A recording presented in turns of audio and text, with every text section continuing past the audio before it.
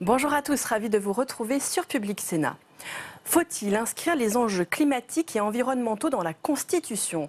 Alors que Nicolas Hulot souhaite faire figurer l'environnement, le climat mais aussi la biodiversité dans l'article 1 de la loi fondamentale, tous les experts ne sont pas d'accord. C'est ce qu'a pu constater hier la Commission de l'aménagement du territoire et du développement durable du Sénat qui tenait une table ronde sur ce sujet. La révision constitutionnelle, je vous le rappelle, est actuellement examinée par l'Assemblée nationale. La Commission des lois a choisi la formulation suivante, je la cite: « La République agit pour la préservation de l'environnement et de la diversité biologique et contre les changements climatiques ». Vous allez le voir, certains experts de droit sont favorables à cette nouvelle rédaction, quand d'autres, au contraire, y sont fermement opposés.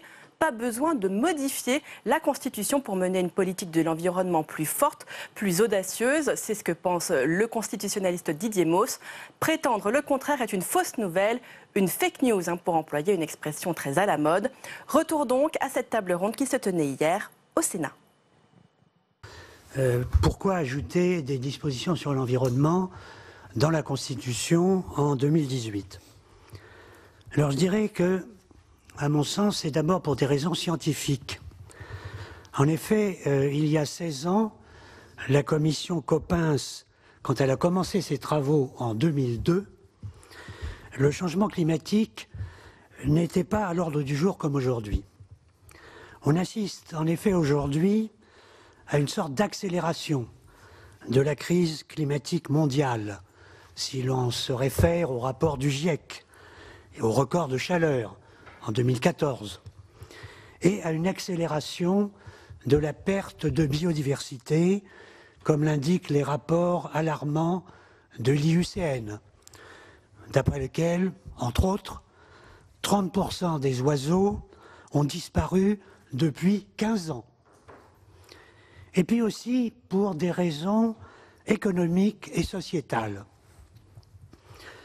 En effet, l'interdépendance entre environnement, développement économique et progrès social est devenue une évidence au plan international et au plan national en application des objectifs du développement durable adoptés par l'ONU en 2015. Et puis parce que l'environnement est une priorité nationale. Une preuve parmi d'autres, le ministre chargé de l'environnement est un ministre d'État. Et puis aussi parce que renforcer l'environnement dans la Constitution répond, à mon sens, à une exigence nouvelle des Français. On le constate avec deux illustrations: l'augmentation de la consommation des produits bio, plus 21% en 2016, et l'augmentation croissante du nombre de jeunes agriculteurs qui se tournent vers l'agriculture biologique, hausse de 40% en 2 ans. Enfin, si le pape parle de notre maison commune et déclare que toute atteinte à l'environnement est une atteinte à l'humanité, ce n'est pas un hasard. Et en plagiant le président Chirac, je dirais: la maison continue de brûler et nous continuons de regarder ailleurs. Alors, pourquoi pas dans l'article 34 ? À mon sens, sur le plan juridique, et je pense que tout le monde est à peu près d'accord, ce serait une redondance inutile parce que le Parlement est déjà compétent en matière d'environnement. Il l'était de facto depuis 1958, il l'est d'après la Constitution depuis 2008, et en plus, sur le changement climatique, il a déjà voté plus de 26 lois qui traitent du changement climatique depuis 2005. Alors si on voulait vraiment augmenter les compétences du Parlement en matière d'environnement, en modifiant l'article 34, ça serait plutôt en faisant passer les compétences du Parlement sur l'environnement de la phrase « le Parlement fixe les principes fondamentaux » à « le Parlement fixe les règles ». Alors là, il y aurait une augmentation des compétences du Parlement. Alors pourquoi dans l'article 1, comme le propose l'Assemblée nationale ? On sait que l'article 1, il est à part. Ce n'est pas le préambule, ce n'est pas les titres, c'est en dehors. Selon René Cassin, c'est la prolongation du préambule.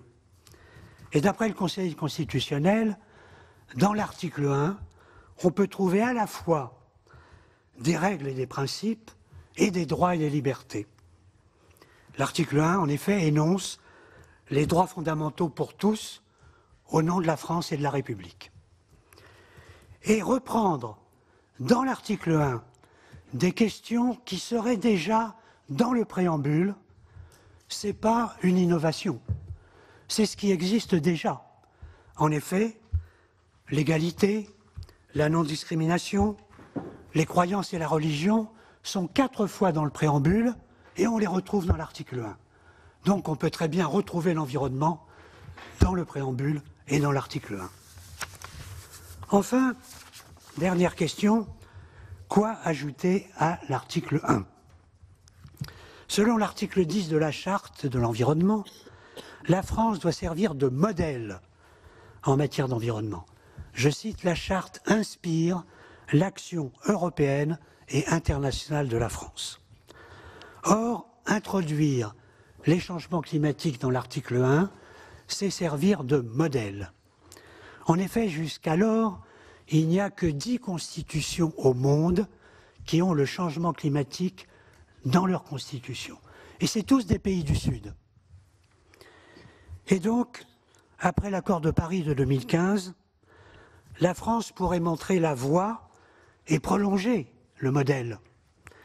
Et c'est d'autant plus justifié qu'il y a un lien étroit entre droits de l'homme et changement climatique, comme il a été démontré dans un rapport au Conseil des droits de l'homme en 2017. Alors, ajouter la diversité biologique au changement climatique, comme l'a proposé l'Assemblée nationale, apparaît une évidence scientifique. En effet, biodiversité et changement climatique sont totalement interdépendants. Et les deux conditionnent à la fois le développement économique et le progrès social. Il n'y a pas de développement économique et de progrès social sans lutte contre le changement climatique et lutte contre la perte de biodiversité, comme l'a démontré de multiples résolutions du Conseil des droits de l'homme de l'ONU. Mais, à mon sens, la formulation de l'Assemblée nationale est juridiquement peu satisfaisante. Elle dit, comme vous l'avez rappelé, Monsieur le Président, la France agit pour la préservation. Alors, j'aime pas trop le verbe agir, qui juridiquement n'a pas grand sens, qui n'existe pas dans la Constitution, alors que les verbes garantit ou assure sont des verbes à connotation juridique plus forte et qui sont déjà dans le préambule. Et par conséquent, ils auraient normalement leur place aussi dans l'article 1. Mais, à mon sens, la garantie des droits annoncée par l'Assemblée nationale à l'article 1 est insuffisante. Il faut en effet y ajouter la formulation qui a été proposée à la fois par le ministre d'État lui-même le 26 juin à l'Assemblée nationale, avec l'idée de progrès constant dans l'amélioration de la protection de l'environnement, et donc pas de recul en matière d'environnement, et hier, le Premier ministre lui-même, à l'Assemblée nationale, dans sa présentation du projet de loi, a déclaré « La loi n'autorise aucun recul ».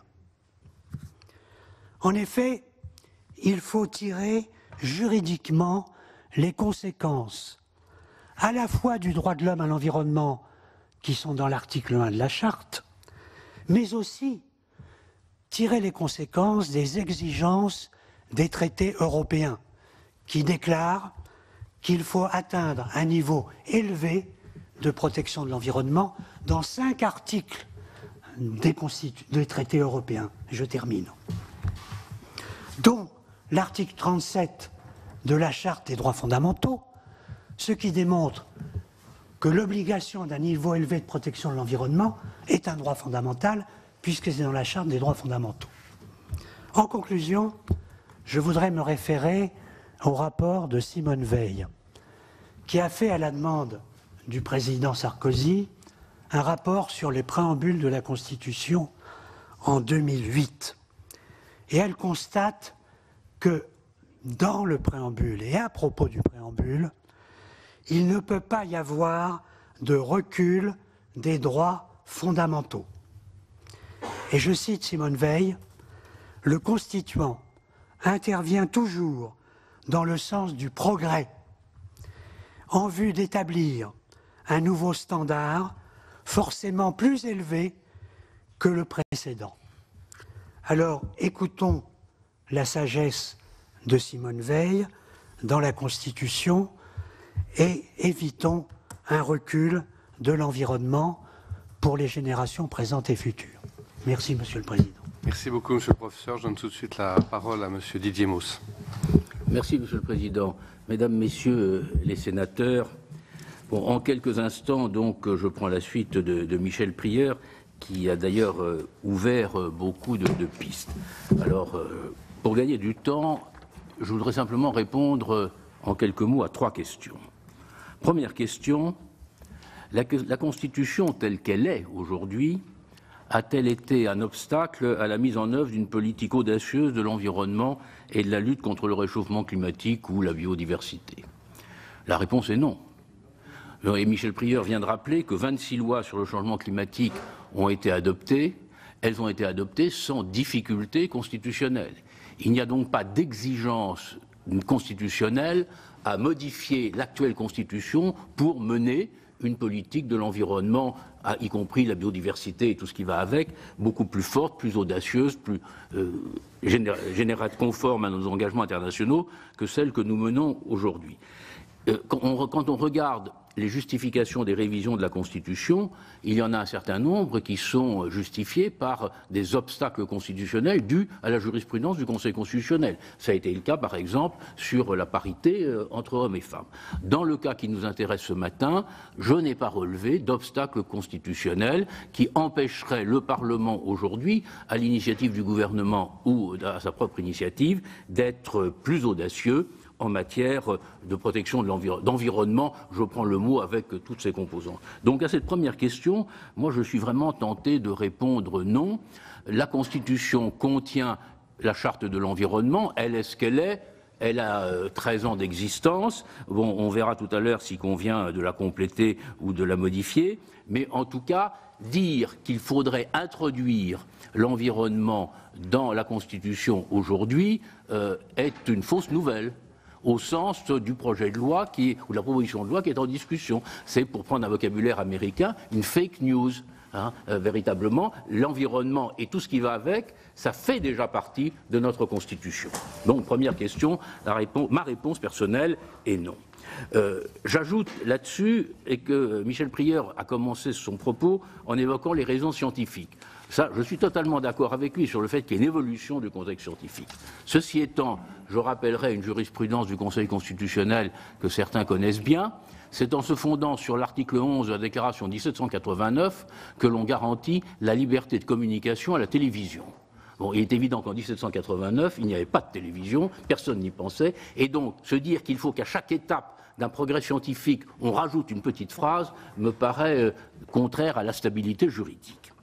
Deuxième question que vous m'avez posée, c'est le problème 34, article 1er.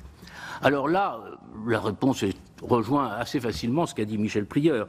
Ajouter à l'article 34 et de la lutte contre les changements climatiques, c'est une clause de compétence, ce n'est pas une clause de fond.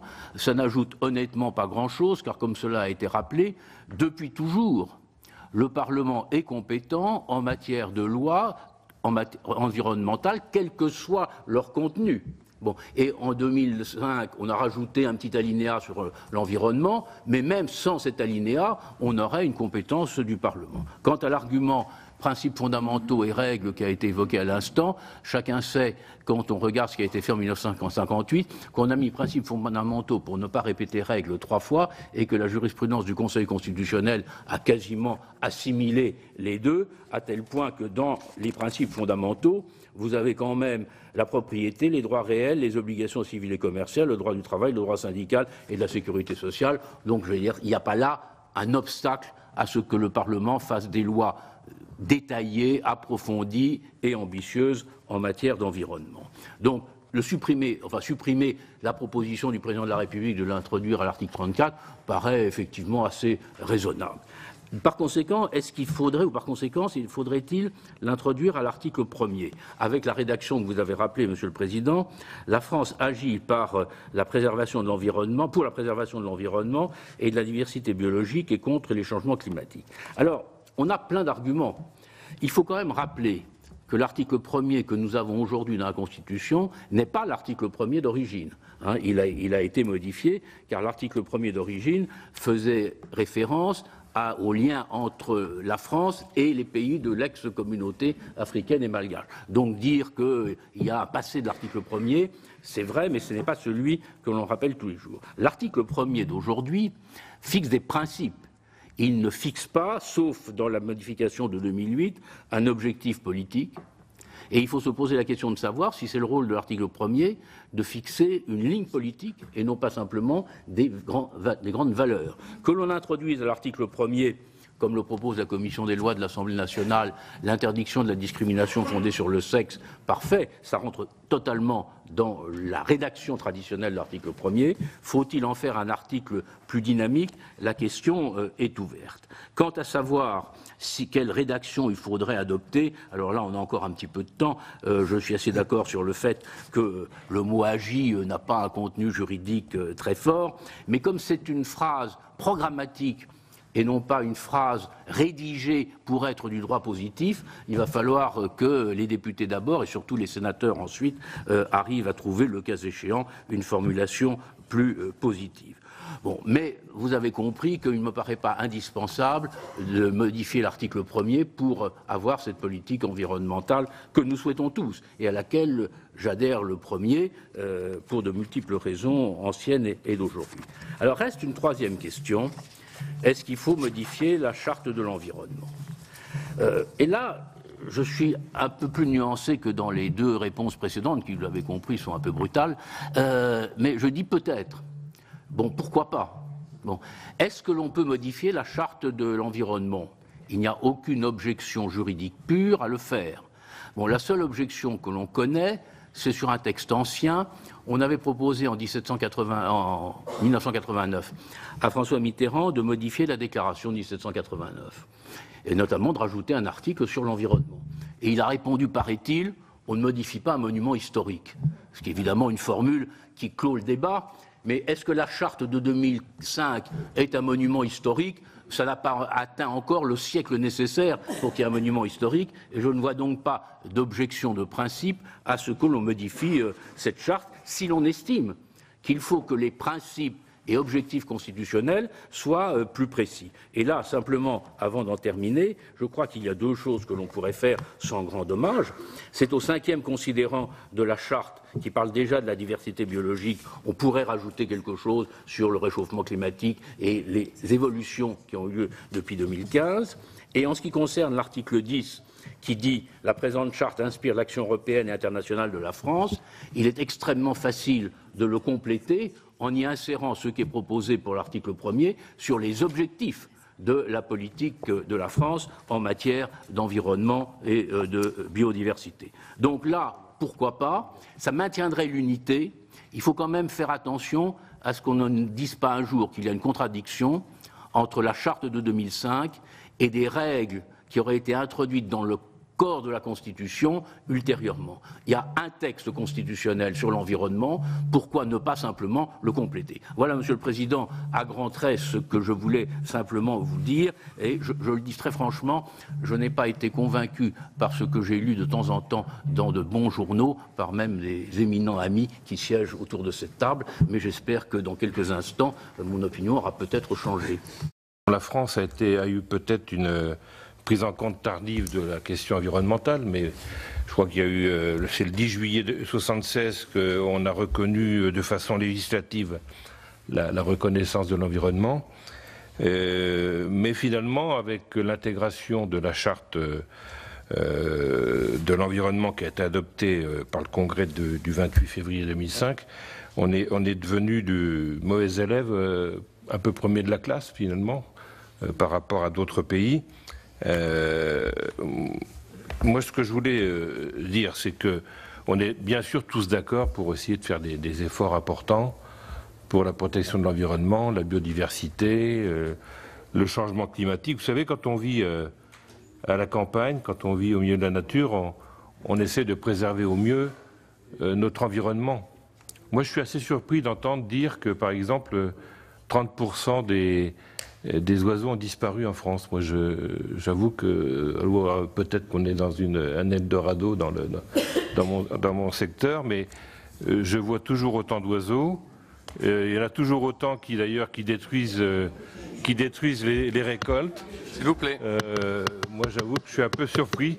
Je suis un peu surpris d'entendre dire ça. J'aimerais avoir vraiment des éléments probants et scientifiques sur le sujet.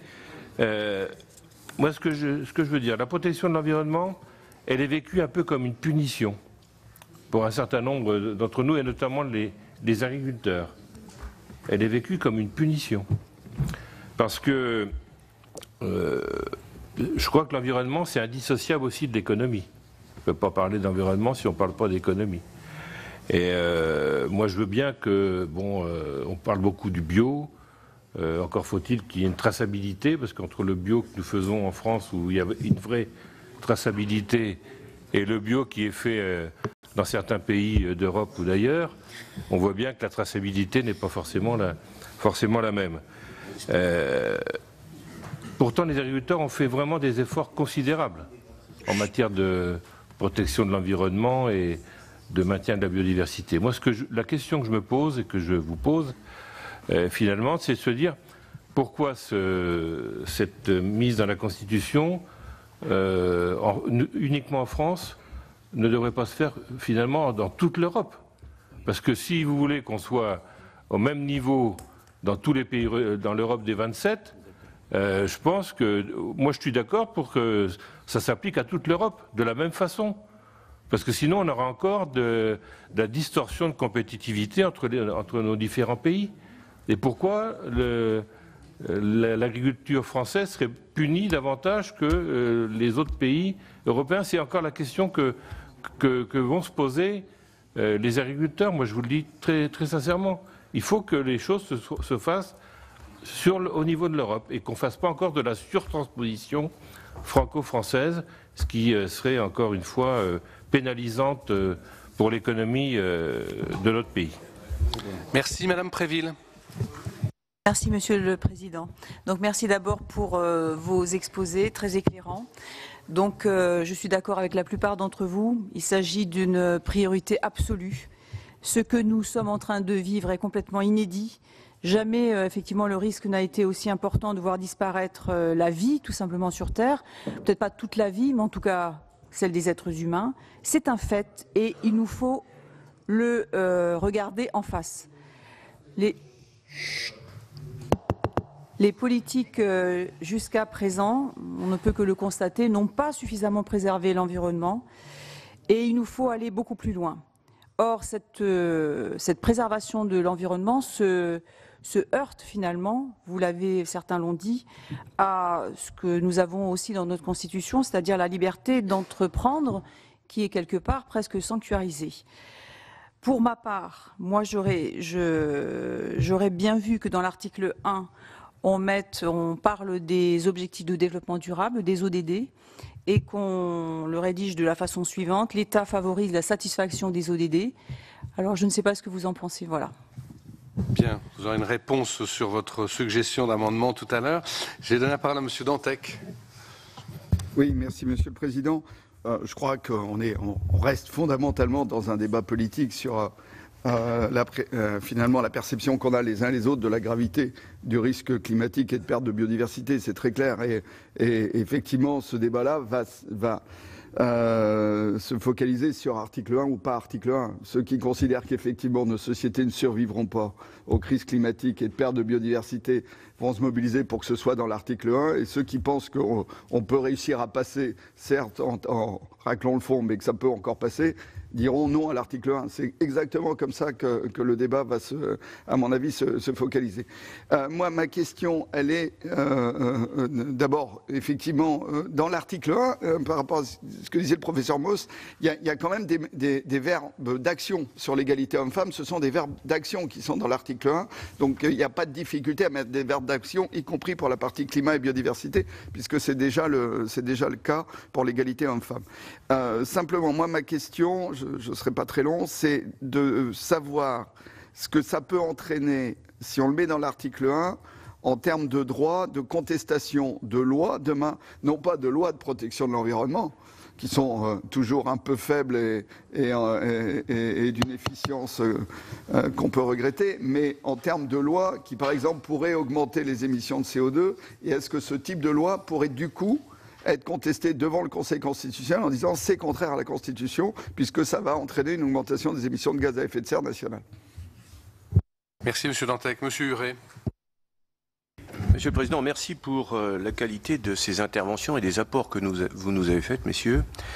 C'est un sujet d'importance avec lequel et sur lequel on s'exprime souvent avec passion, conviction, pas toujours avec raison, mais voilà, c'est la richesse du débat. La France, vous l'avez dit les uns les autres, se doit d'être exemplaire, certes, mais avec un peu d'humilité. Dans ce domaine-là, comme dans d'autres, c'est un peu le manque d'humilité qui est reproché à la France. La France, c'est moins d'1% des terres immergées, moins d'1% de la population mondiale. Donc on voit tout de suite, et quelqu'un l'a dit tout à l'heure, il faut sans doute que la France porte cette affaire-là au moins au niveau européen. Et moi, au moment où l'Europe vacille dangereusement, ne serait-il pas un geste fort et symbolique porté par la France que, plutôt que d'alourdir l'article 1 de la Constitution, qui résume en gros le projet de société, faire référence dans le préambule de cette Constitution à la Charte des droits fondamentaux de l'Union européenne, qui a été adoptée en décembre 2000, tout est dedans. Tout est dedans, sur l'environnement, sur la sécurité sociale. Elle reprend même une partie de la charte de 1789 de notre Constitution, tout est dedans. Et voilà, ça serait aussi un signe fort, quoi. On adosse notre Constitution, en quelque sorte, aussi sur le projet européen.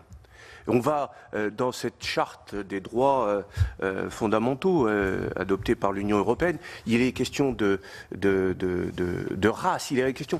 Tout est bien prévu.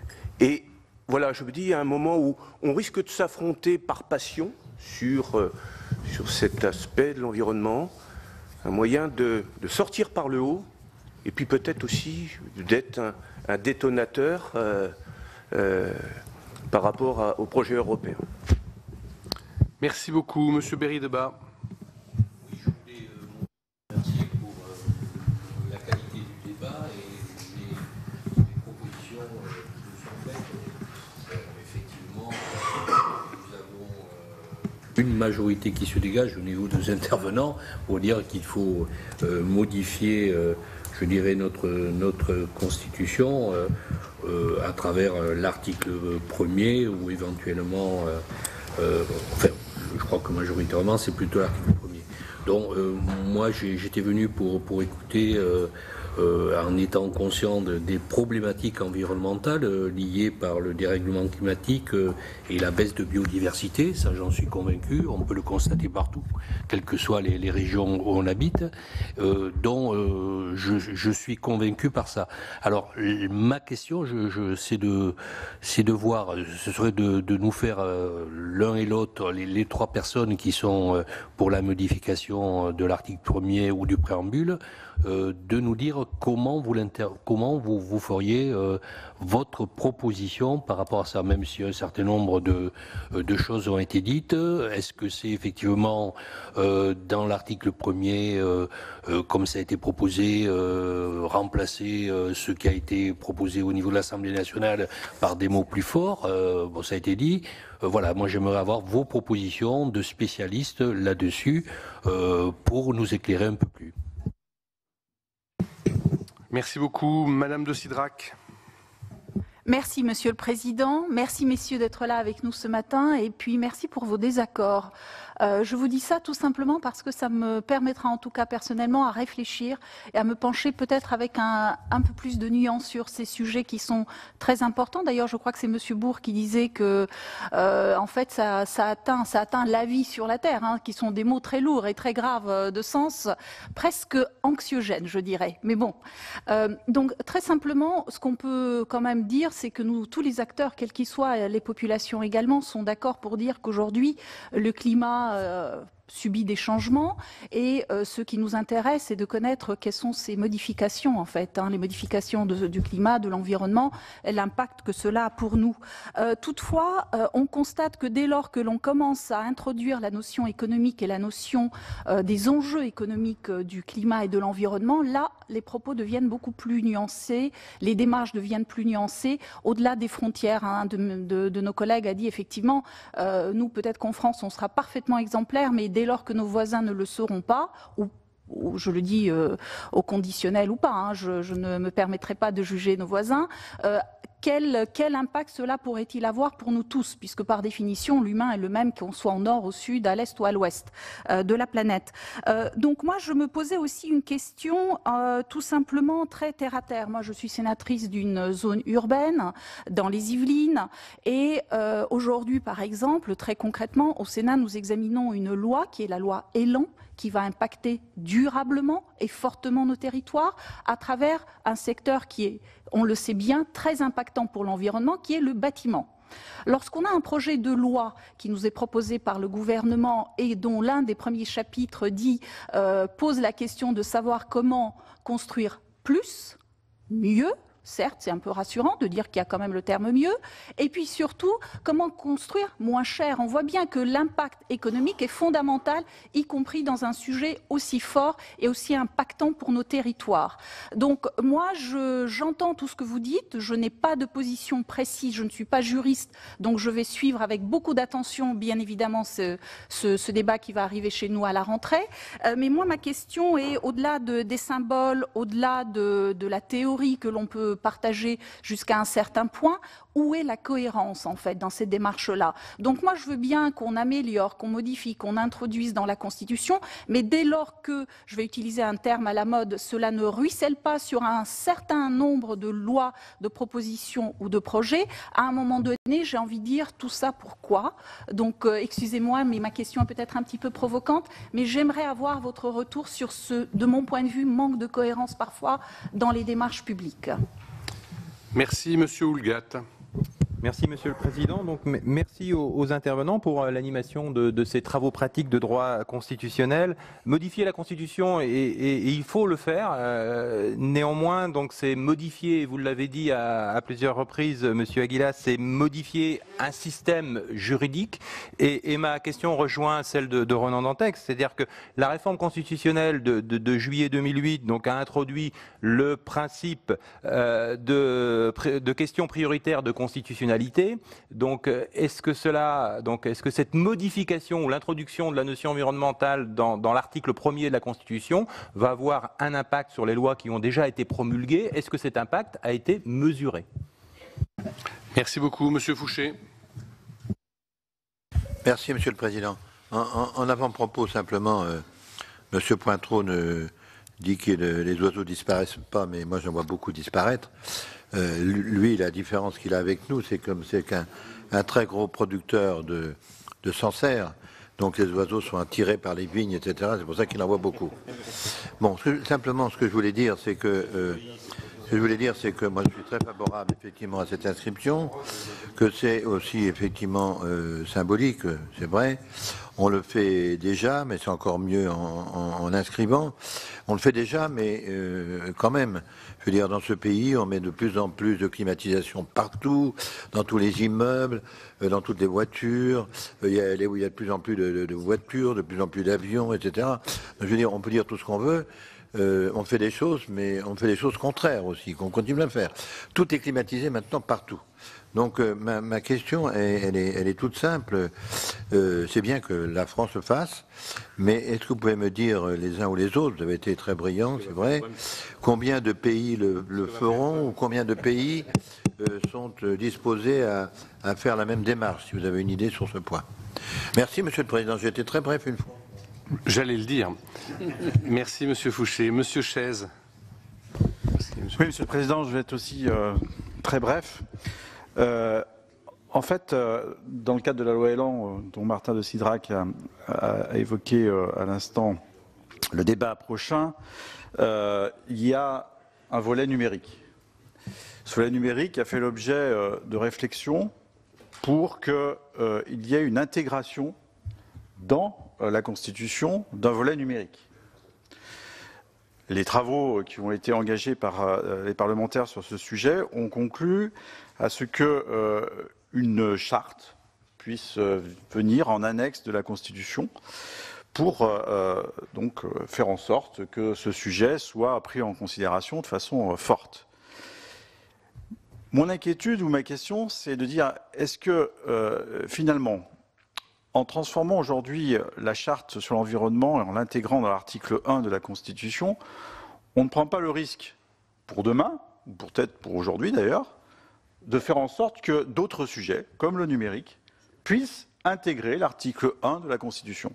Faisant ainsi, en fait, un article récapitulatif de tous les sujets, importants certes, de notre société, mais donnant le risque finalement d'une confusion ou d'une liste à l'après-vert de tous les sujets importants de notre société et finalement dénaturer le fond même de la Constitution. Merci, Madame Filleul. Oui, merci, Monsieur le Président. Après avoir entendu les 4 intervenants, je voulais dire que je penchais plutôt en faveur d'un changement de la charte de l'environnement, parce que mon monument historique à moi, c'était plutôt la Constitution, à laquelle je pense qu'il faut toucher avec prudence et parcimonie, alors qu'effectivement, comme le disait Monsieur Mauss, la charte de l'environnement est plus récente.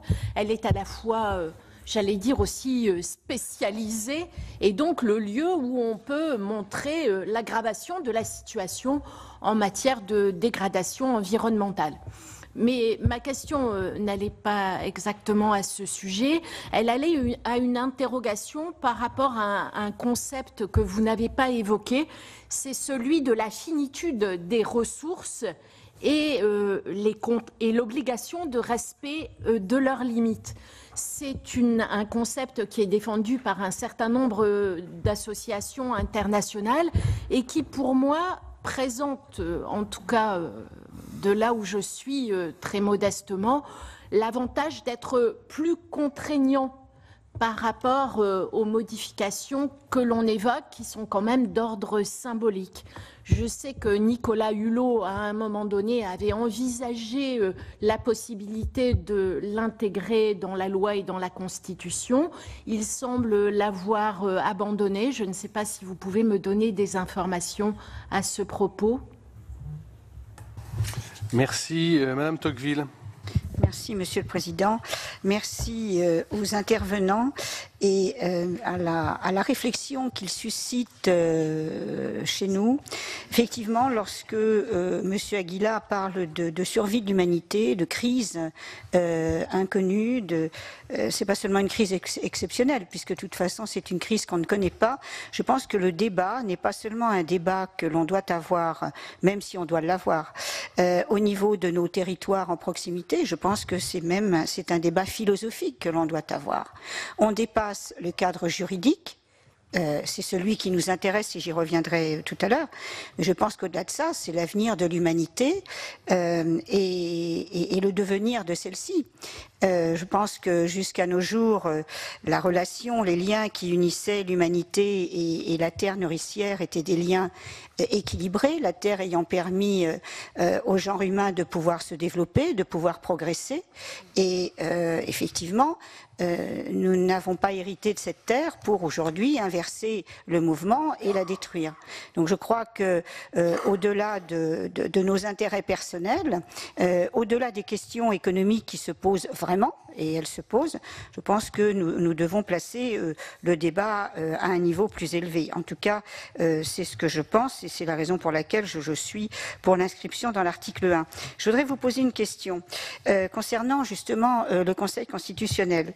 Le Conseil constitutionnel ne serait-il pas plus à l'aise avec un article premier qui consacre donc l'environnement, le climat et la biodiversité, dans la mesure où quelquefois les sages ont des approches différentes selon les problématiques soulevées. J'en prends deux exemples. Concernant le carbone, le Conseil constitutionnel a privilégié le principe d'égalité. Concernant la fracture hydraulique, il a fait plutôt une approche en termes de liberté d'entreprendre. Ce qui effectivement ne sont pas deux approches contradictoires, mais montrent la difficulté pour les sages à prendre quelquefois des positions qui peuvent être difficiles à appréhender pour nous à la lecture. L'inscription dans l'article 1er ne permettrait-il pas au Conseil constitutionnel d'avoir une approche plus clair, c'est pas un jugement que je fais, mais en tout cas plus lisible vu de l'extérieur, en tout cas pour nous. Merci. Merci beaucoup. Monsieur Jacquin. Merci Président. Je voulais poser une question, il m'en vient une seconde. Vous avez traité, c'est remarquable cette table ronde, merci l'initiative Président, d'économie et d'environnement, de l'activité humaine et de l'environnement. Il y a eu récemment une initiative à l'Assemblée nationale prise par Dominique Potier, c'est mon député par ailleurs, sur une proposition de modification de l'article 34 relativement au droit de propriété et de la liberté d'entreprendre. Il était constaté que plusieurs lois ont été censurées récemment parce que justement le droit de propriété et la liberté d'entreprendre avaient été évoqués par le Conseil constitutionnel comme étant atteints. Il y avait une loi de lutte contre l'évasion fiscale, c'est-à-dire il s'agissait d'interdire de demander un reporting public aux sociétés holding de leur activité à l'international, puis une autre sur la protection et le partage des sols face à la spéculation foncière. Et la modification de l'article 34 qui était proposée, et dont l'amendement n'a pas été retenu à l'Assemblée nationale, je pense qu'on pourra le reproposer ici, consistait à dire la loi détermine les mesures propres à assurer que l'exercice du droit de propriété et de la liberté d'entreprendre respecte le bien commun. Elle détermine les conditions dans lesquelles les exigences constitutionnelles ou d'intérêt général justifient des limitations à la liberté d'entreprendre et au droit de propriété. Je voudrais votre réaction là-dessus, ça me semble tout à fait complémentaire de notre débat. La seconde question, c'est parce que je suis agriculteur, je me sens absolument pas puni quand on change nos pratiques dans le bon sens. Il y a un champ incroyable d'évolution de celle-ci et de faire en sorte que ça respecte l'environnement et que ça maintienne le revenu des agriculteurs. C'est peut-être pour Monsieur Bourg, face à un certain obscurantisme sur les questions qui nous intéressent aujourd'hui, la lutte contre la biodiversité, contre le réchauffement climatique, on pense aux climato-sceptiques, etc. Moi, je suis très interrogé par l'évolution de notre rapport au vivant. Et je pointerai, par exemple, la question des militants de la cause animale. Et alors là, moi, je me sens quelquefois agressé quand certains remettent en cause la place de l'animal, ignorent la notion de polyculture-élevage et l'équilibre agro-économique qui en découle et les excès de certaines pensées, à mon avis, liées à un très grand éloignement de la compréhension du fonctionnement des cycles naturels. Et ça me semble, cet obscurantisme-là, particulièrement grave. Je vous remercie. Merci. Monsieur Gontard. Oui, merci. Merci, Monsieur le Président, et merci pour ces les intervenants pour ces échanges. Moi, je pense que l'inscription dans l'article 1 est importante déjà symboliquement, même s'il faudra passer d'une écologie des symboles à l'écologie des actes. En tout cas, je trouve qu'elle place la France comme pilote en la matière, et par rapport au questionnement qu'il y avait sur l'échelle européenne, je pense qu'au contraire, ça permet justement de tirer et d'aller vers cette échelle européenne et d'étendre cette idée à une échelle plus grande. Après, j'avais deux questions, mais qui ont été déjà un petit peu posées. C'était sur... on a vu que sur certaines ambitions de Nicolas Hulot qui ont été stoppées, notamment dans l'élaboration de la loi hydrocarbures, avec le principe de la liberté d'entreprendre. Et donc, est-ce que d'après vous, cette inscription dans l'article 1, on porte réellement la protection de l'environnement au même niveau que la liberté d'entreprendre?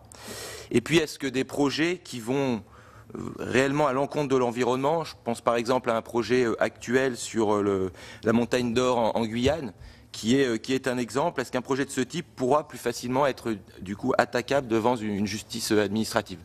Merci. Merci Madame Bonnefoy. Oui, moi je voudrais à mon tour bien évidemment remercier tous les intervenants pour la qualité de leur intervention, des interventions donc très enrichissantes qui nous permettent d'élever nos consciences et qui, je l'espère, nous permettront aussi de prendre les bonnes décisions pour préserver l'avenir de l'humanité. Donc merci beaucoup. J'avais une question faussement naïve à M. Bourg en particulier concernant le principe de précaution. Vous avez dit donc à l'article 5, le principe de précaution très bien rédigé, c'est relativement complexe et donc il n'y a pas une nécessité de le toucher.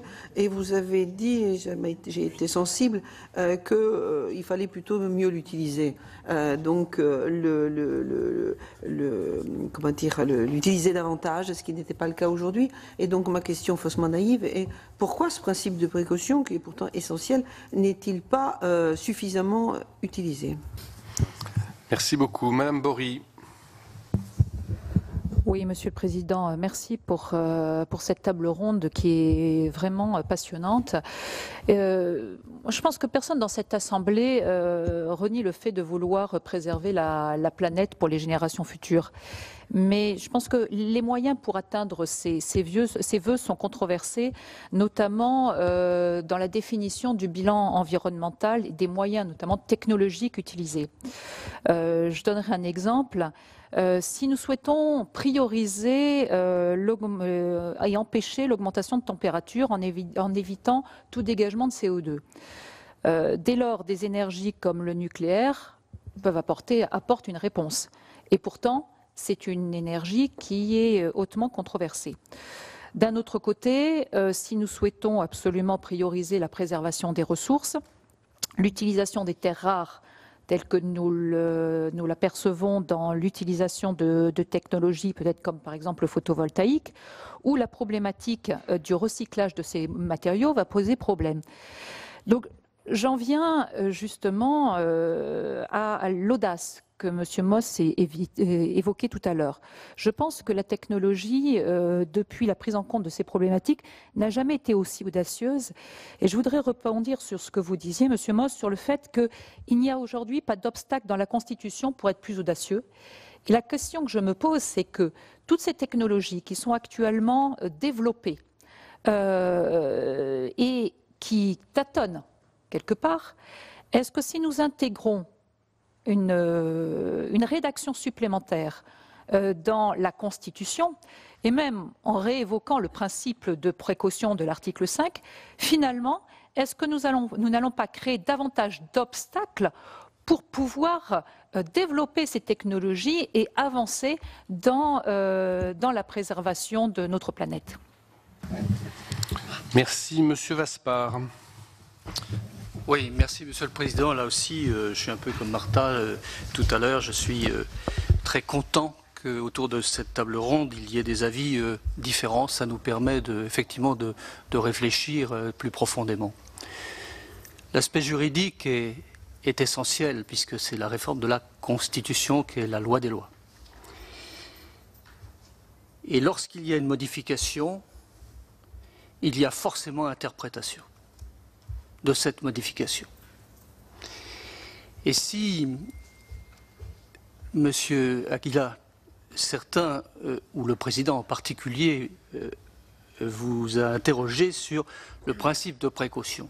C'est parce que un certain nombre d'entre nous, et moi je n'étais pas parlementaire au moment où le vote a eu lieu, mais un certain nombre d'entre nous se posent des questions sur l'interprétation de ce principe de précaution sur le terrain, si j'ose dire. Parce que vous avez très, très bien expliqué que le texte était très encadré et que logiquement, ça ne devrait pas empêcher un certain nombre d'expérimentations, etc. Or, sur le terrain, ce n'est pas forcément ça qui se passe. Donc l'inquiétude aujourd'hui, c'est de voir intégrer dans la Constitution un texte qui serait de nature à interprétation excessive, je dis bien excessive, inconsciente ou consciente d'ailleurs par ceux ou celles qui sont amenés à s'auto-censurer ou à censurer. C'est à la fois les deux.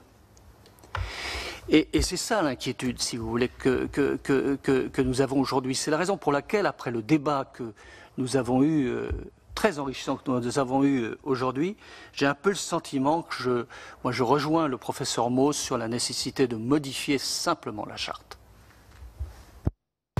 Merci beaucoup. Madame Vullien. Oui, merci Monsieur le Président. Messieurs, merci. Les collègues ont dit beaucoup de choses et moi je suis comme ceux qui disent merci à vous de ne pas être d'accord parce que ça prouve bien qu'il n'y a pas une vérité incarnée et personnellement je pense qu'il ne faut rien toucher, qu'on a tout ce qu'il faut. On a tout ce qu'il faut, mais c'est comment on l'applique. Or, si on voit cette prolifération de lois et cette frénésie de faire des lois sans ensuite les évaluer, sans voir leur portée réelle, mais dans une espèce de course à l'échalote, si vous permettez cette expression, de la loi, sans voir ce qu'elle peut produire. Moi, je suis parlementaire depuis peu de temps, mais en revanche, j'ai été élue, et avant même d'être élue, j'ai été sensibilisée et travaillée depuis plus de 20 ans. Et je pense sur ces questions, parce que ça n'est pas une question, contrairement à ce qu'on veut toujours dire, de préservation de la planète. La planète, elle n'a pas besoin de nous. Elle va nous rejeter. En fait, c'est une préservation de la vie et de l'espèce humaine. En fait, si on dit aux gens, on n'est pas en train de préserver la planète, ce qui fait que les agriculteurs, d'ailleurs, diront pas on le prend comme une sanction, mais on est en train de vous préserver, vous, les agriculteurs, pour vous continuer à exister sur cette terre, ça, c'est important. Et c'est beaucoup plus important de se dire, on est en train de voir comment on change nos pratiques. Et pour ça, il faut de l'éducation. Moi, je vais vous citer juste un petit clin d'œil. J'ai une fille qui, il y a plus de 20 ans, a fait un diplôme de gestion et protection de la nature, éducation à l'environnement. Aucun gamin de sa promotion n'a trouvé de boulot dans le secteur qu'il souhaitait, parce que c'était trop tôt. Or, c'était il y a un peu plus de 20 ans.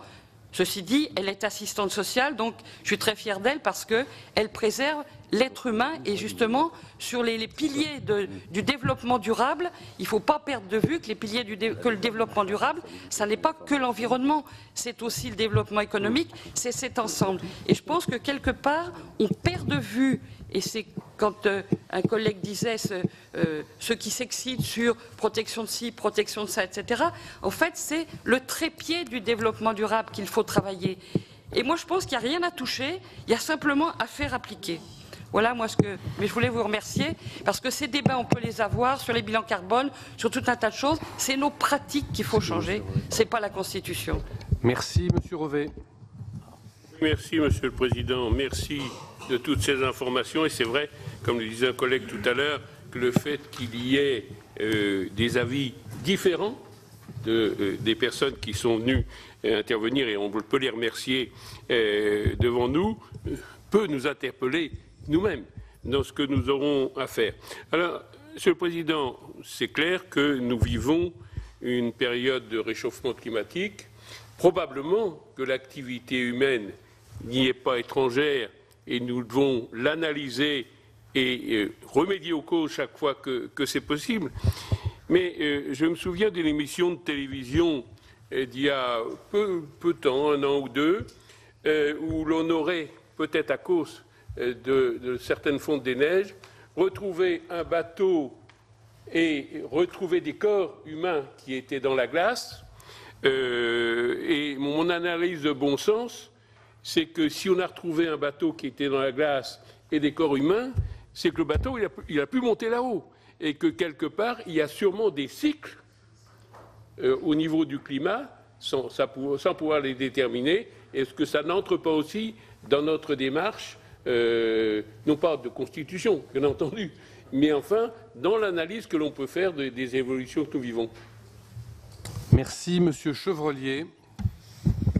Oui, merci Monsieur le Président, merci aux intervenants pour leur contribution à ce débat tout à fait intéressant. Au sein de notre commission du développement durable, nous sommes naturellement tous mobilisés pour la préservation de la biodiversité et lutter contre les changements climatiques et nous voyons passer beaucoup de textes. Ça a été dit déjà par un certain nombre de collègues. Il y a une législation, que ce soit au niveau européen comme au niveau national, foisonnante sur le sujet. Et on voit que plus il y a de textes, moins il y a de résultats. Donc après, la question, quand on est législateur, il faut s'inspirer des grands auteurs. Et Montesquieu disait il faut légiférer la main tremblante. Et s'attaquer à la Constitution, il faut que ça ait du sens. Et quelle est véritablement la valeur ajoutée? Alors il y a eu le débat entre vous, mais est-ce que cette inscription n'aurait pas... Quelle est véritablement sa valeur ajoutée? Est-ce que ça peut...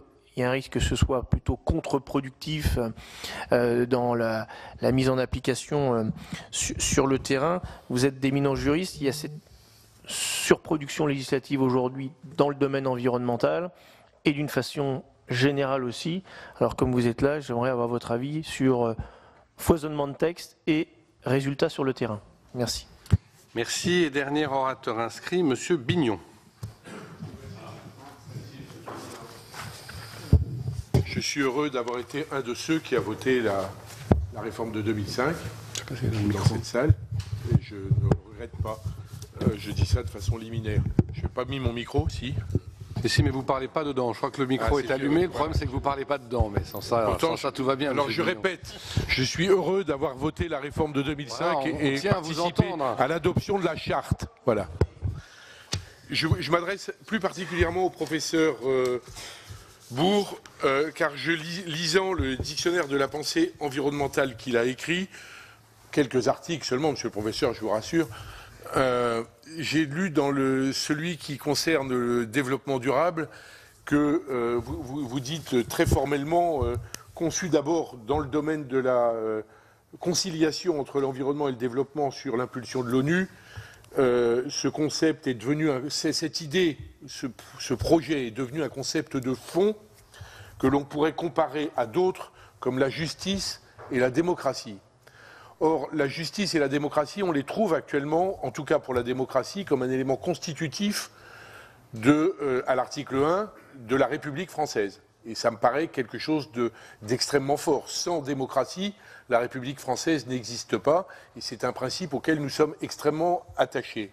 Le développement durable est plutôt dans un considérant de la charte, donc il n'a pas cette puissance que lui donne, que vous auriez aimé lui donner dans votre dictionnaire. Et je suis un peu interpellé parce que les éléments constitutifs d'un État comme le nôtre, le caractère laïque, le caractère indivisible, le caractère démocratique, comment articule-t-on ça avec l'idée de la protection de la biodiversité et du climat, qui sont consubstantiels à notre présence sur la Terre, mais qui ne sont pas nécessairement consubstantiels à la République française en tant qu'institution. Et peut-être vous pourriez nous donner un éclaircissement là-dessus, parce que je pense que c'est un sujet qui en tout cas, il m'interpelle personnellement.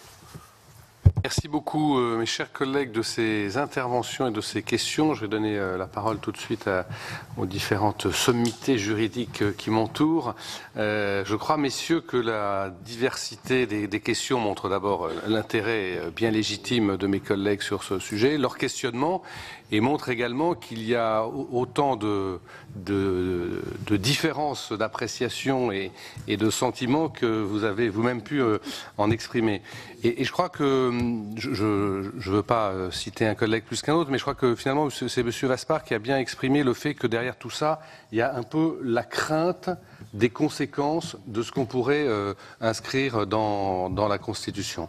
C'est vrai que beaucoup de collègues ont un peu la crainte que cela puisse ensuite poser un certain nombre de conséquences, de problèmes et avoir des conséquences négatives, notamment sur les activités économiques. C'est bien ce qu'on ressent de la part d'un certain nombre de mes collègues. Je vais donner la parole peut-être en premier à M. Prieur, puisque je ne lui ai pas permis tout à l'heure de répondre en deuxième tour. Donc je vous donne tout de suite la parole, Monsieur le Professeur. Merci.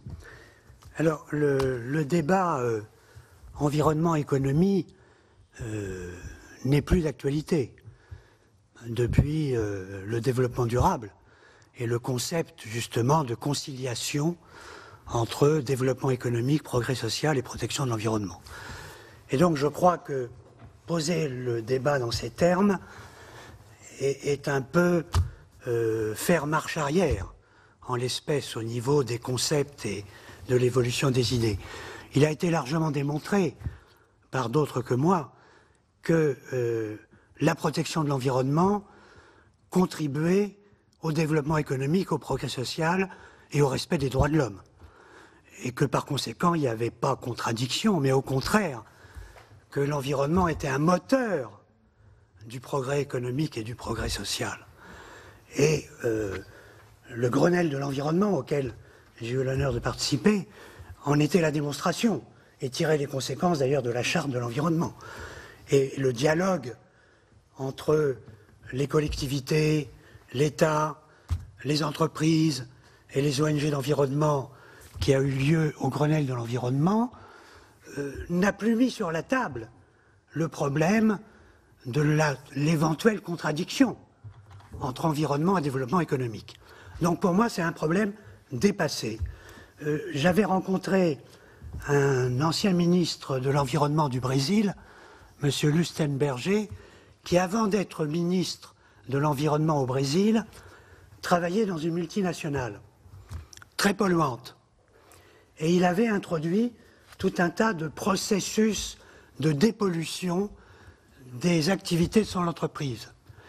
Et il a été félicité par la multinationale parce qu'ils ont gagné plus d'argent à la suite des technologies modernes qu'il a introduites dans l'entreprise en dépolluant.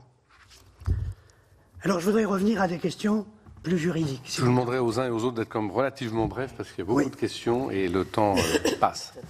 Sur la charte, puisque la question, finalement, un peu, c'est rien, ou bien dans la charte, ou dans l'article 1, ou nulle part. Alors pas dans la charte, pourquoi, selon moi? Pour des raisons de fond et des raisons de forme. Des raisons de fond, la Constitution de 58, elle a 60 ans. Il y a eu, si je ne me trompe, 24 révisions de la Constitution. C'est beaucoup. Aucune n'a touché au préambule. Aucune. Et par conséquent, comme le disait le général de Gaulle, la Constitution, c'est aussi une pratique. La pratique constitutionnelle de la 5e, depuis 60 ans, c'est de ne pas toucher au préambule. Et j'en ai la confirmation par le rapport de Simone Veil. Lorsque Simone Veil a été consultée par le président Sarkozy sur le préambule, pour savoir si on allait toucher au préambule, elle a tiré 3 conclusions. Enfin, elle, la commission qu'elle présidait. 3 conclusions. Première conclusion, respecter l'héritage constitutionnel. Deuxième conclusion, réécrire le préambule introduirait un risque d'insécurité juridique. Or, tout le monde a réclamé la sécurité juridique. Troisième conclusion de Simone Veil, et là, elle visait la charte de l'environnement. Il faut assurer l'intangibilité de l'œuvre constitutionnelle, même récente. Récente, ça voulait dire la charte de l'environnement. Et donc, la conclusion des plus hautes autorités morales et juridiques de l'État et la pratique constitutionnelle, c'est qu'on ne touche pas au préambule. Et je termine sur le principe de précaution. Est-ce qu'il a servi à quelque chose?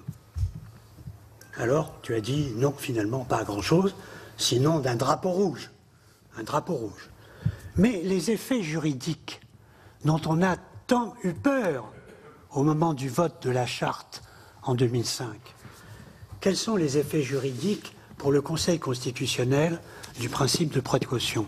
Depuis 2005 jusqu'en 2018, il y a eu en tout et pour tout, sauf erreur de ma part, 5 décisions du Conseil constitutionnel. 5 décisions sur 2081 décisions.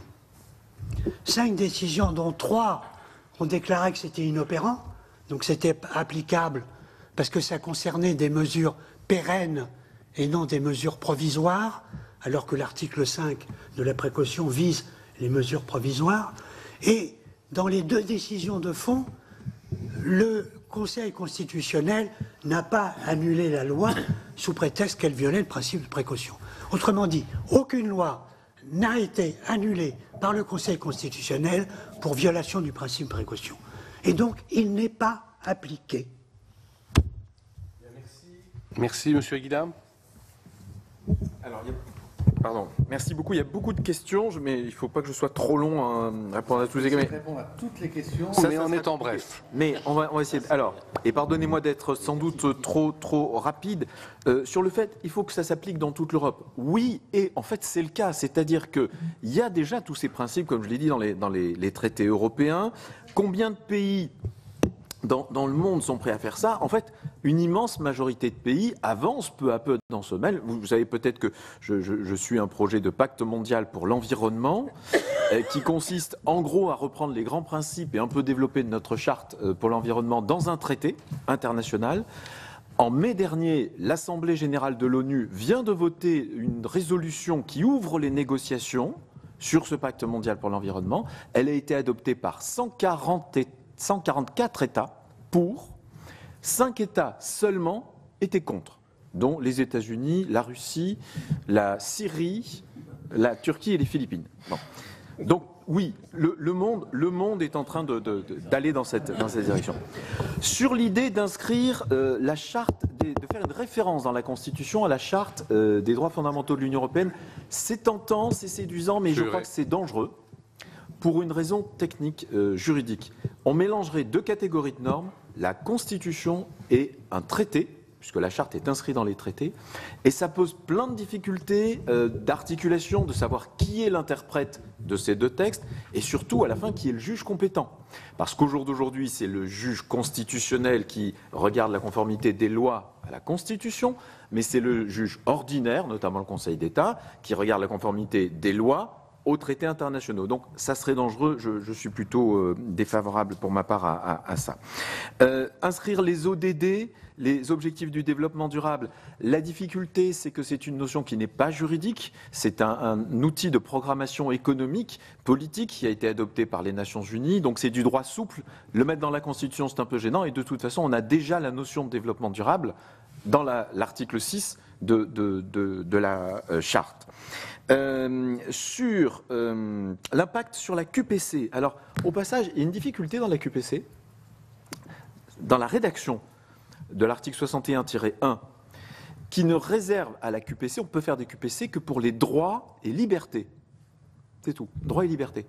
Et du coup, il y a de la jurisprudence du Conseil constitutionnel qui a interprété, et à mon avis c'est discutable, et j'appelle à une évolution de la jurisprudence du Conseil constitutionnel, un peu restrictivement, parce que du coup, là, vous voyez bien qu'en matière d'environnement, ce n'est pas que des droits et libertés, même s'il y a un droit à l'environnement, ça, mais... Et du coup, par exemple, est-ce que tel ou tel principe de protection de l'environnement pourrait faire l'objet d'une QPC? C'est une question juridique, il pourrait y avoir des évolutions de jurisprudence, mais voilà la réponse. Pour le moment, c'est pas absolument évident. Pour ce qui est...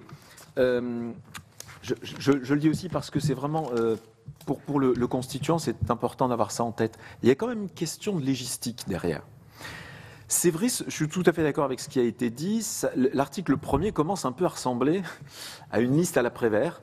On y met peu à peu tout ce qu'on ne peut pas mettre ailleurs. Et ça tient à une difficulté de notre Constitution qui est pour l'essentiel de ces autres articles consacrés à des dispositions de procédure, de compétences, d'organisation des pouvoirs publics. Et au fond, on n'a pas d'autres articles dans la Constitution qui comportent des principes de fond.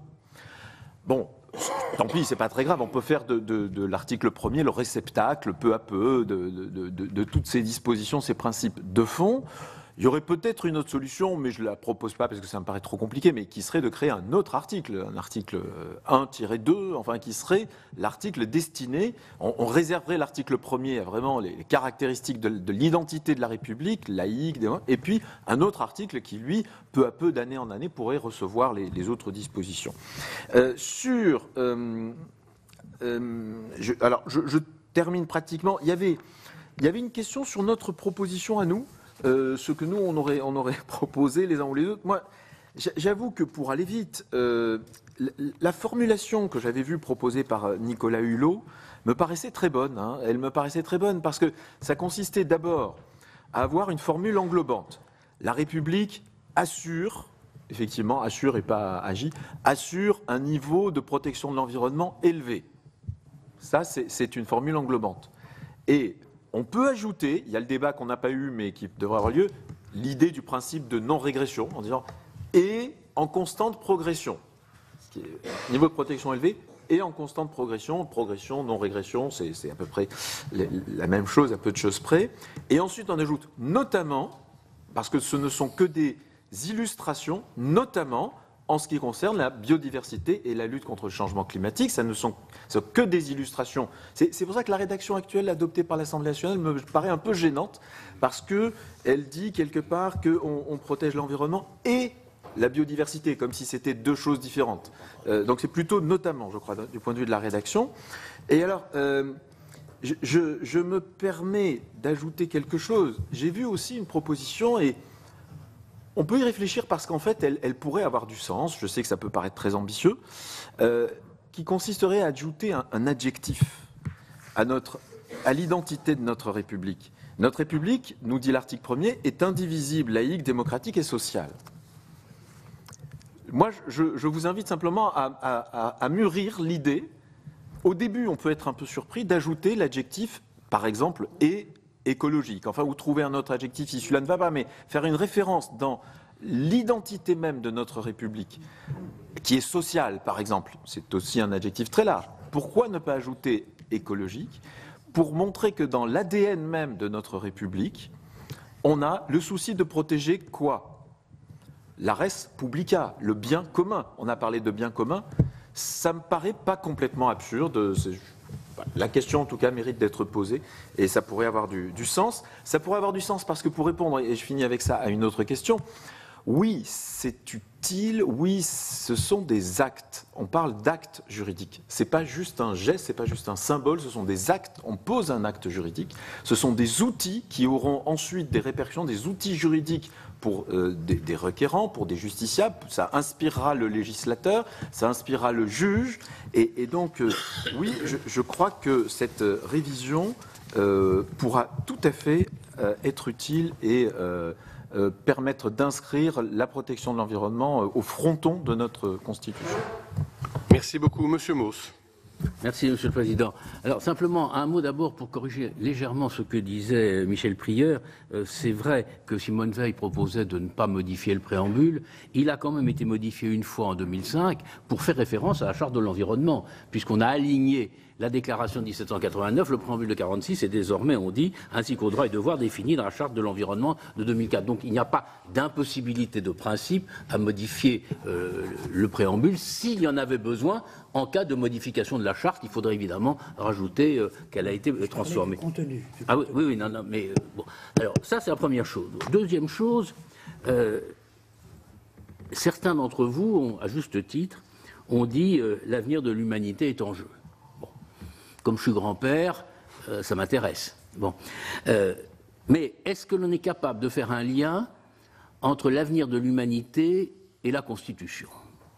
J'avoue que si j'étais convaincu que l'avenir de l'humanité, quel que soit le sujet, dépendait des textes constitutionnels que nous adoptons dans différents pays, j'en serais non seulement heureux, mais ravi.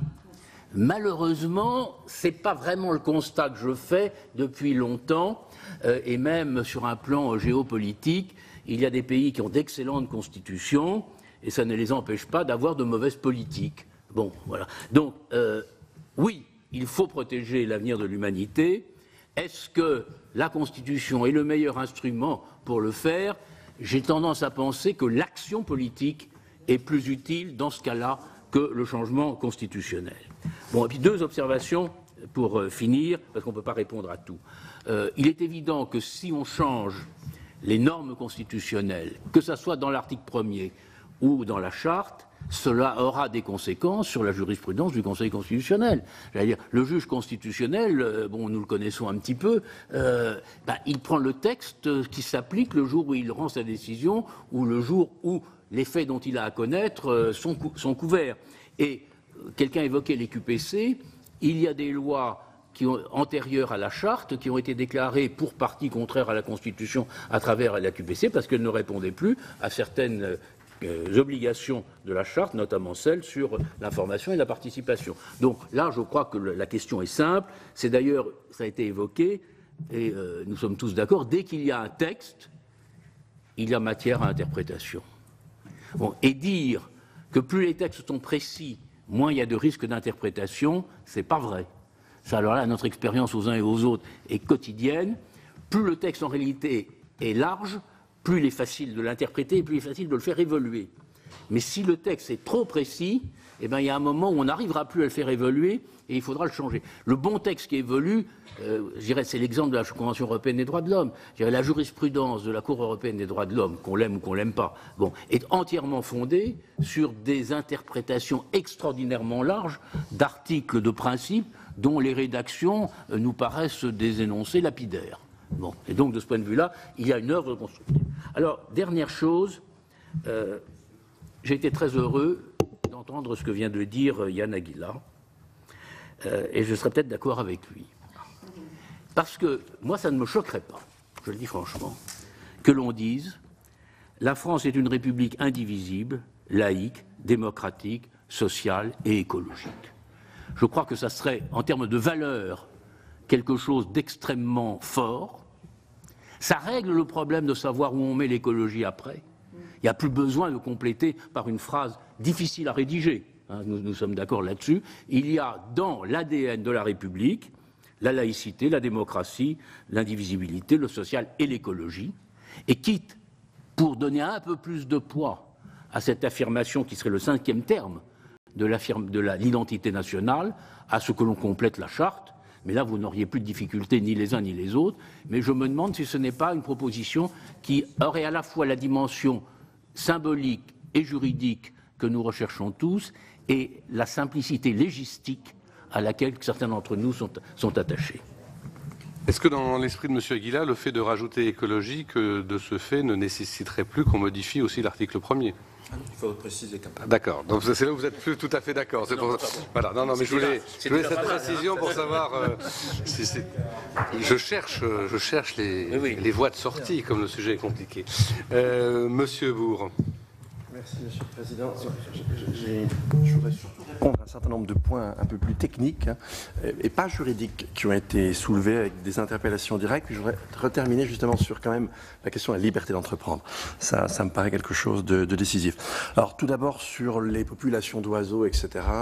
Monsieur le sénateur est parti, mais en fait, si vous voulez, là il y a des foules d'études, des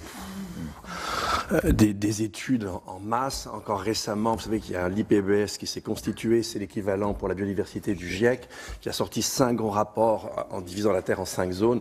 Non, c'est pas la peine d'aller rigoter là-dessus, on perd son temps. Alors, sur la question de la finitude des ressources, là, effectivement, c'est quelque chose d'important, mais encore une fois, il faut toujours bien hiérarchiser les choses. Si vous voulez, si biodiversité et climat déraillent, vous n'aurez plus l'occasion de vous plaindre du défaut de ressources. S'il y a défaut de telle ou telle ressource, il faudra vivre un peu autrement, vivre sur certains points moins, etc. Mais ça ne vous empêchera pas de vivre. En tout cas, à condition que ce ne soient pas toutes les ressources, évidemment. Hein. Mais telle ou telle ressource, tel ou tel métal particulier, c'est une chose importante, mais hiérarchiquement, c'est en dessous. Vous voyez ce que je veux dire? Et puis en plus, si effectivement les ressources manquent, de toute façon, on n'ira pas les chercher. Ou alors si elles sont à un coût beaucoup trop important énergétiquement, c'est d'ailleurs le problème qui se pose aujourd'hui. En plus, la question de la finitude des ressources, le mot important cette affaire, c'est pas tant ressources que finitude. Or, finitude, vous l'avez avec le climat et vous l'avez avec la biodiversité. Introduire climat et biodiversité, c'est justement introduire un esprit de finitude. Et j'y reviendrai avec la question des techniques. Sur la question des ODD, des objectifs du développement durable. Alors, et ça me permet aussi de répondre sur la question de la durabilité de façon en général.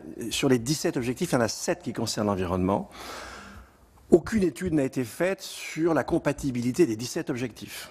Et encore moins sur la compatibilité des objectifs avec ce qu'on appelle les limites planétaires. Alors ça ne veut pas dire que les objectifs ne sont pas importants. Au contraire, si vous voulez, pour la plupart des entreprises au monde, ils constituent quelque chose d'important. Simplement, non, les graver dans la Constitution, alors ça, franchement, ça n'aurait pas de sens. C'est une construction, disons, sujette à caution. À un moment donné, voilà, elle a son importance. Elle n'a pas besoin de la Constitution française pour que cette importance soit reconnue. Sur le concept de développement durable, alors l'article dont vous parlez, c'est pas moi qui l'ai rédigé, cher monsieur, il y a eu 260 auteurs et 360 articles. Je ne l'ai plus en tête, mais non, pour moi, alors franchement, le développement durable, c'est un concept qui est quand même relativement daté. Aujourd'hui, on aura plutôt tendance à parler de durabilité. Alors, c'est plus facile en anglais parce que on a fini par enlever development et puis on garde sustainability. Bon, mais je veux pas rentrer là-dessus. C'est une chose trop compliquée. La question de Monsieur Jacquin. Alors là, moi, je suis totalement d'accord avec vous. Je suis vent debout contre les véganes et contre une certaine forme d'interprétation de la cause animale. Là, on a une espèce de rationalisme déjanté, hors de tout contexte, hors de toute expérience. Et là, franchement, mais j'ai pas le temps de développer, je l'ai fait ailleurs. Voilà, je vais très vite là-dessus. Maintenant, juste avant de prendre le dernier point, à mes yeux, le plus important, je voudrais revenir sur la question des techniques. Mais évidemment, les techniques sont importantes. On va pas se mettre à brouter l'air ou à marcher à quatre pattes. Il n'y a pas d'activité humaine sans technique. Maintenant, le problème, ça ne veut pas dire que toute technique est intéressante, ça ne veut pas dire que les techniques n'ont pas d'effets, parfois des effets destructeurs, et puis surtout, ça ne veut pas dire que les techniques sont des miracles. Pour agir avec des techniques, on a besoin de matériaux, on a besoin d'énergie, et quand on agit avec des techniques, on agit au sein d'un système qui lui réagit. Donc, ne croyez pas que les techniques soient miraculeuses. Elles permettent des choses, parfois avec un coût par ailleurs. Donc voilà, évitons de fantasmer sur ces choses-là. Et enfin, dernier aspect à mes yeux extrêmement important, c'est effectivement la question de la liberté d'entreprendre. En fait, les juristes me diront si je me trompe ou pas, mais l'origine, c'est le décret d'Allard de mars 91, où on a affirmé la liberté des professions, et en faisant le lien avec l'article 4 sur la liberté, le fait que c'est la liberté d'autrui qui constitue la limite à ma propre liberté. Ça, c'est très important, mais à l'époque, on n'avait aucune notion de ce qu'on appelle l'environnement aujourd'hui. Quand on parlait de nuisance, nuire à la liberté d'autrui, c'était une nuisance immédiate et détectable par les sens.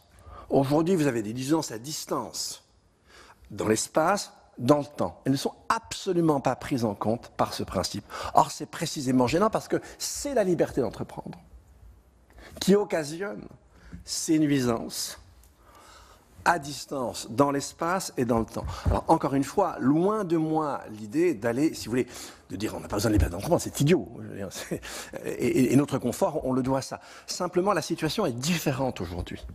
Et là, je voudrais m'inscrire aussi en faux contre l'idée, si vous voulez, que ça n'a pas tellement d'importance d'inscrire ça dans la Constitution, parce qu'au contraire, si nous sommes confrontés au constat dont je suis parti, c'est précisément parce qu'on a absolutisé la liberté d'entreprendre. Si vous prenez l'Ancien Régime, on n'avait aucune difficulté à fermer une fabrique. Aujourd'hui, avec la Chine, qui sait le faire. Aucune difficulté. Tout simplement, on a construit tout au long du XIXe siècle, on a sacralisé en quelque sorte la liberté d'entreprendre. Or non, c'est une liberté comme les autres, elle est fondamentale. Il n'y a pas d'humanité sans activité économique, mais ces activités économiques peuvent être nuisibles. Et il faut d'autant plus s'en souvenir que, si vous voulez, il n'y a pas qu'une manière de faire de l'économie. Comme l'agriculture, je suis désolé, il y a bien des manières de l'entreprendre, l'économie aussi. Donc il y a des façons qui sont conciliables avec d'autres objectifs et d'autres qui le sont beaucoup moins. Et c'est la raison, exactement la raison pour laquelle j'étais parti de ça, pour laquelle nous sommes dans cette situation. Donc, au contraire, là, on est dans une reconstruction sans doute autant long, pour autant que ça ne soit permis, d'un édifice juridique qu'il va falloir faire évoluer. Et en introduisant à l'article 1, alors encore mieux, effectivement, avec l'adjectif écologique, mais les principes dont il était question, c'est faire évoluer, c'est faire un premier pas en direction d'un changement progressif de notre édifice juridique, parce qu'effectivement, il a donné des fruits géniaux, mais aujourd'hui, il commence à donner des poisons. Voilà, merci de votre attention. Merci beaucoup. Est-ce que certaines questions n'ont pas trouvé réponse?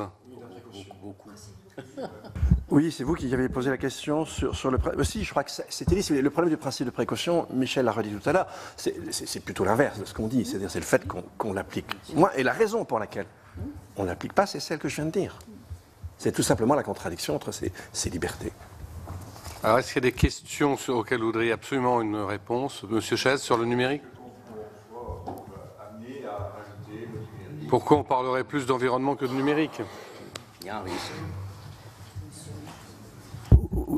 Encore une fois, si vous faites la hiérarchie, imaginez que les choses aillent mal sur le plan du numérique. Alors effectivement, par exemple, si la France est trop déclassée sur ce plan-là, sur un plan économique, c'est une véritable catastrophe. Mais là, on est en relation avec l'économie de façon générale. Si effectivement, à l'échelle globale, et c'est en train d'arriver, vous avez une dérive climatique, bien, je vous assure que très peu, au bout de quelques temps, vous ne vous soucierez plus du tout du numérique. Vous aurez des questions vitales bien plus importantes à vous poser. Voilà pour cette table ronde qui s'est tenue hier au Sénat dans le cadre des travaux de la Commission de l'aménagement du territoire et du développement durable autour de la question de l'inscription dans la Constitution de l'exigence environnementale. Et vous avez pu le voir, eh bien, tous les experts ne sont pas du tout d'accord sur ce sujet. Vous pouvez toujours voir et revoir toutes les auditions et toutes les tables rondes sur notre site publicsénat.fr. Très bonne journée sur les chaînes parlementaires.